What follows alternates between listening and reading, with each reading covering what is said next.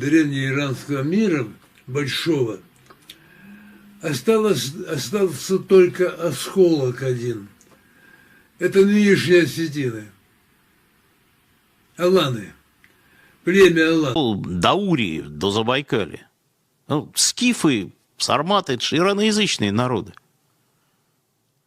Великое переселение народов, индоиранская, индоарийская группа, собственно говоря, шла вообще с Северного Урала, из района Перми, завоевывая Иран и нынешнюю Индию северную.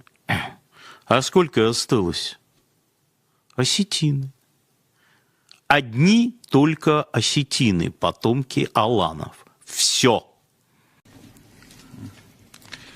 Выявил начертание знаков, провел анализ системы графической. То есть как бы его выделил то, что потом можно было назвать буквами. Но вот ничего не читалось. Теперь это удалось. Это с помощью каких языков? Прочитать. Абсолютное большинство надписей, где-то примерно 95% осетинские. Это осетинские. Осетинские. Примеси средиземноморцев, и вместе с тем это действительно индоарий в самой древней своей форме. Очевидно, действительно, именно с катакомбных племен начинается древнейшая история индоиранцев, индоариев, собственно говоря. Они прошли здесь очень длинный исторический путь, славный и воинскими какими-то вот событиями, и развитием материальной культуры, и оставили до настоящего времени очень многих потомков на земном шаре, в азиатской части преимущественно. Ну вот у нас на Северном Кавказе до сих пор живут непосредственные потомки индоариев. Это осетины, аланы современные. Это все предки тех степных народов, которые зарождались, формировались в южнорусских степях. Открываете киммерийскую куклу и вынимаете оттуда скифскую куклу. Потом вы открываете скифскую и вынимаете оттуда сармата. Потом вы открываете сармата и вынимаете оттуда алана. И потом вы открываете алана и вынимаете оттуда, ну уж совсем маленькую последнюю куколку. Это осетина. Самое произошло в степи в IV веке нашей эры, но эта часть сарматского населения утратила и самоназвание, утратила отдельные элементы своей культуры, но все-таки сохранила язык и еще долгое время известна была на просторах Восточной Европы под именем Асы, Осы. В дальнейшем это группа населения осела в Центральном Предкавказье.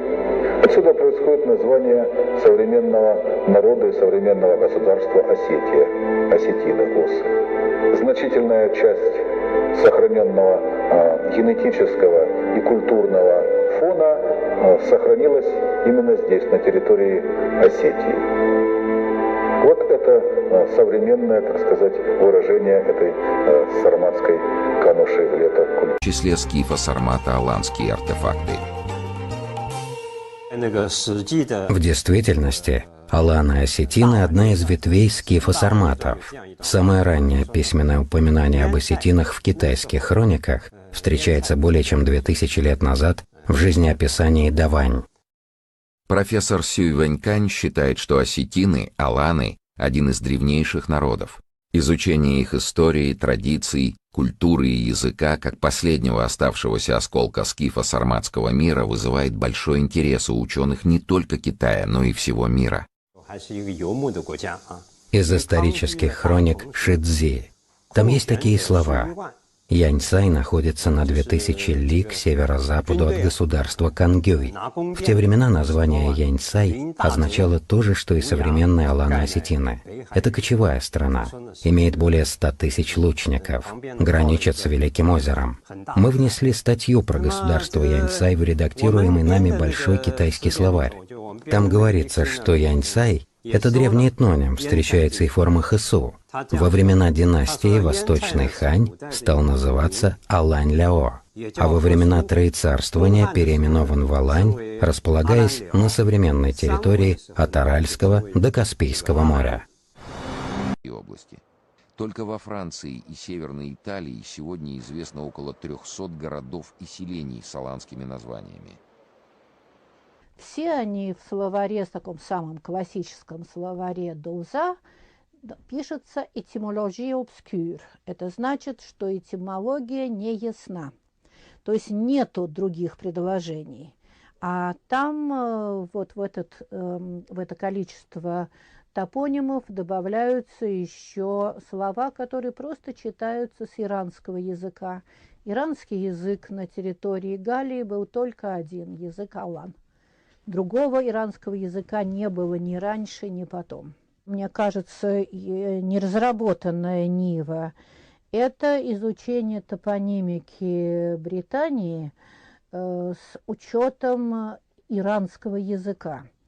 Не только этнотопонимы типа Алания, Элейн, что-нибудь в этом духе, а вот слова корня иранского. Ну, так как в Пиренеях выделяются слово «асп», которое совершенно для всех топонимистов этимология obscure, а это конь на иранском языке.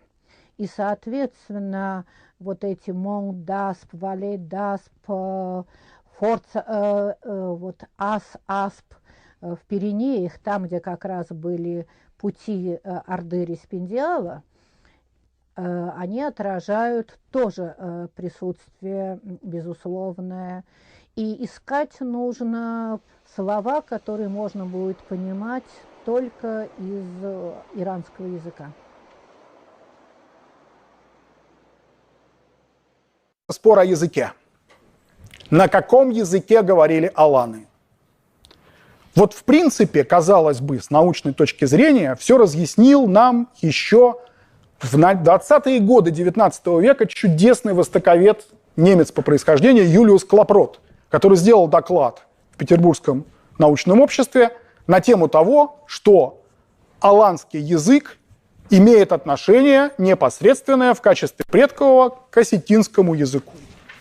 Есть несколько памятников письменных, которые рассматривались в разные годы глубочайшими, серьезнейшими лингвистами, достойными самого глубокого уважения. Это Всеволод Федорович Миллер, это Василий Иванович Абаев. Эти памятники – это зеленчукская надпись. Она была обнаружена в 80-е годы, как раз вот рядом с Архызом, где-то на реке Зеленчук. Она была обнаружена, срисована, сфотографирована и потом утеряна. Вот битва вокруг этой надписи ведется только по прорисовкам и таким не очень четким старым фотографиям, но были предложены реконструкции надписи. Она сделана греческими буквами, частично на греческом языке, частично на языке, который прекрасно сейчас реконструируется с осетинского. Там перечисляются просто люди, которые похоронены, и это, собственно говоря, надпись является могильным знаком. Вот. С осетинского языка достаточно все прозрачно можно перевести. Эту надпись переводили с кабардинского, с ингушского, с чеченского, с карачаевского, балкарского. И каждый, кто переводил, пишет про то, что все, что сделано до него, это неправда. Последний истинный перевод только здесь. Есть очень интересные другие письменные свидетельства, которые доносят до нас обрывки аланского языка. Но надо сказать, что вообще вот эти древние языки, как правило, реконструируются по именам собственным.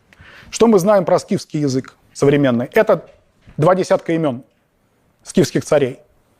И больше, в общем, практически ничего. Там крайне мало слов. Вот. То же самое примерно с аланским языком было бы, если бы не вот эти вот надписи. Потому что имена, о которых мы уже сегодня говорили, Амбал, упоминаемый вот в этой самой, летописи и на стене храма. Очень прозрачная этимология, которая прекрасно совершенно переводится с осетинского языка. Нет, спорить будем, это на самом деле слово тюркское, нет, это слово вайнахское, и много переводов, как правило, дилетантских абсолютно, которые делаются просто на уровне такой народной этимологии. Этрусские – это русские. Вот, собственно, примерно так это все звучит. Но есть удивительные совершенно памятники. Вот Ясский глоссарий, 1422 год. Это рукопись, которая была обнаружена, где перечисляется 40 слов, записано человеком, который владел латынью, венгерским языком, и, соответственно, он владел ясским, то бишь аланским. И это все прекрасно переводится с осетинского, имеет параллели в осетинском языке современном. Это не одно и то же, но это как бы предшествующий этап осетинского языка. Комментарии к теогонии Иоанна Цеца. Иоанн Цец, филолог XII века, который очень гордился своим знанием разнообразных языков. Он комментировал рукописи разных авторов, и на полях вот этой вот теогонии он, античного, собственно говоря, трактата, он пишет, показывая свою ученость в языках, а вот я могу обратиться на разных языках вот так-то и так-то. Вот если я с половцами говорю, то я буду вот так говорить. А если я говорю с этими, он называет не половцами их, он называет их, сейчас я не помню точно, как-то там есть сельджуки, там есть турки. На самом деле это не турки современные, это как раз вот именно тюркоязычные люди, там какие-то разные у него вот эти вот имена. А если я по-алански обращусь, говорит он, если встречу человека аланина, я ему скажу. И дальше идет фраза, записанная греческими буквами, которая тоже прекрасно понимается с точки зрения осетинского. И вот здесь получается такая интересная деталь. Ну, честно скажу, я не лингвист, но я доверяю все-таки научным интерпретациям, которые делают лингвисты, ну, так скажем, серьезного научного уровня. К сожалению, вот то, что мы имеем с этими переводами с разных языков, кроме осетинского, как правило, это полный дилетантизм. Публиковали эти курганы скифские. Ну, ту же Байкару, например. У меня там тоже целый раздел написал, объяснение вот этих конструкций курганных. Ну, Нартиады, осетинской этнографии. Ну, там, ну, например, такой сюжет, вот этот день резания дерна у дегорцев есть. Когда идут на кладбище поминать, и по дороге отрезают несколько куски дерна и кладут их на могилу. Вот вам, например. Да. Например, зернотерка в сарматских могилах, которые, я об этом тоже уже и писал в диссертации своей, которая закрывала вход в катакомбу сарматскую. Зернотерка. Затем уже жернова маленькие в раннеаланских катакомбах, тоже в входах лежали. Это Тамерлан Габуев откопал в Виноградном, там первый раз такие вещи выскакивали у него. Потом 10-12 век аланский могильник, ну, Змейский, например. Да, Змейский, я там тоже работал уже вот с ребятами. Ну да, и с Зуцевым Феликсом, и с Рустемом Федаровым. Там тоже ведь эти вот, ну, это объяснение там, что в жернова там твои в землю уходили. Ну, это все, да, это же этнография. То есть это объясняет нам вот это вот смысл вот этих вещей. И, наконец, на осетинских склепах есть или имитации из шиферных плиток. Это я помню, мы с Тменовым, с Виталием очень много на эту тему спорили. Он потом сказал, да, согласен. Или я находил там прямо кусок жернова, вмазан. И вот выстраивается от Сармат, рубежа тысячелетий, 2 века до нашей эры, до средневековых осетин непрерывная линия развития, понимаете? Вот на этом маленьком эпизоде. Вот такое дело тут, ну, очевидно. Тут деваться некуда. Или когда вы едете в ту же Сибирь, например, да, и в Центральную Азию, и вот, ну, в той же Туве, например, вот вы едете по дороге и вдруг читаете «Река Арадан». Начинаются вопросы. Вспоминаем Абаева. Дан, Дон, ну и так далее. Ардон, Арадан, все замечательно. Начинаешь думать, это уж не может быть. А почему? Это в Туву идет дорога. А там как раз Аржан-1, Аржан-2, там все забито скифскими курганами. Ну, так сказать, скифы, там, сарматы, раннее железо, тут уже это было вчера, грубо говоря. и бесспорная связь осетин современных с этим, ну, это же понятно. Это вопрос решенный, грубо говоря. Нардский эпос, конечно, самая его, ну, скажем, древнейшая версия и основная его версия, она ираноязычная, она осетинская. Это уже давно доказано и гораздо более серьезными людьми, чем Надлер. Есть интересное такое описание в Нартиаде «Дом Шердона». Правда? Ну, дикость какая-то непонятная, да? Что-то там через крышу надо в него залазить, там какие-то сидят голые женщины на коровьих этих головах. Да, и бог знает чего. Так есть же к этому рассказу иллюстрация. Чатал Хуюк. Да. Вот он. Возьмите эту реконструкцию и положите рядом текст Нартиады. И вы увидите, что это просто текст, описывающий вот это святилище, вот этот храм. Возникает вопрос, когда записали этот сюжет? Правильно, в XIX веке. Надо полагать, не совсем образованного, не отшлифованного диссертациями старика-осетина. Так? Традиционного. Ну как мог он знать про Чатал Хуюк? Его раскопали в конце 50-х годов 20 века. Надо с этим жить. Это факты. Они требуют объяснения. Вот здесь, во дворе Ставропольского музея-заповедника, стоит гробница аланского правителя XI века, привезенная из Карачаево-Черкесии с верховья реки Кефар в 1957 году и смонтированная здесь в первозданном виде. Когда она была полностью смонтирована, выяснились интересные детали. Его средневековые аланы обнаружили, видимо, в разобранном виде. Это был дольмен еще эпохи бронзы, которые здесь, кстати, в большом количестве встречаются. Этот дольмен аланы взяли, восстановили и покрыли изображениями. Но так как они монтировали его по частям, и изображения наносились по частям, отдельные блоки покрывались декорировкой и фигурами отдельно в лежачем состоянии, а другие стояли. Я таким образом предполагаю, что ко времени алан этот дольмен был частично разрушен, и плиты валялись в стороне, а частично еще стоял. В частности, стояла явно передняя плита и вот эти боковые, нижние плиты.